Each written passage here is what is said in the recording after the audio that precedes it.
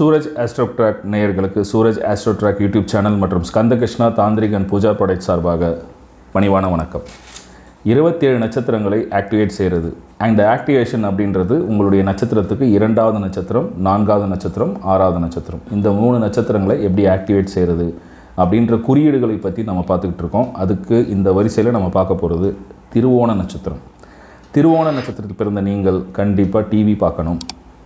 நீங்கள் எந்த ப்ரோக்ராம் வேணால் பாருங்கள், ஒரு நாளைக்கு ஒரு அரை மணி நேரமாவது நீங்கள் டிவி பார்க்கணும். மொபைலில் பார்க்கக்கூடாது, டிவியாக தான் பார்க்கணும். சரிங்களா? அதே போல் உங்கள் வீட்டில் நீங்கள் கிரில் கேட் பூட்டுறீங்க, கிரில் கேட் இருக்குது, மெயின் கேட் இருக்குது, காம்பவுண்ட் கேட் இருக்குது அப்படின்னா ஒரு சங்கிலி போட்ட பூட்டை நீங்கள் பயன்படுத்துவது நல்லது.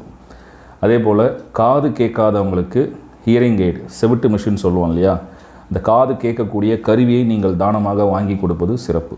வீட்டில் கண்டிப்பாக குக்கருக்கு எந்த குக்கரில் கேஸ் லீக்கு, அந்த கேஸ்கெட் ப்ராப்ளம், இந்த வால்வ் பிரச்சனை இது மாதிரி இல்லாமல் பார்த்துக்கணும். குக்கர் விசில் நீங்கள் வாங்கி கொடுக்குறது நல்லது. பால் காய்ச்சறதுக்கு பால் குக்கர் பயன்படுத்துங்க. சாதாரண பாத்திரத்தில் காய்ச்சாமல் பால் குக்கரில் காய்ச்சறது நல்லது. தேங்காய் எண்ணெய் நீங்கள் கண்டிப்பாக பயன்படுத்தணும். தேங்காய் எண்ணெயில் விளக்கு போடுறது, தேங்காய் எண்ணெயில் தாளிக்கிறது, தேங்காய் எண்ணெயில் பொரிக்கிறது, இந்த மாதிரி விஷயங்கள் திருவோண நட்சத்திரத்தில் பிறந்தவர்கள் செய்வது மிகவும் சிறப்பு. மாம்பழம் நிறைய சாப்பிடுங்க. சீசன் டைமில் நல்ல மாம்பழங்கள் வாங்கி சாப்பிடுங்க.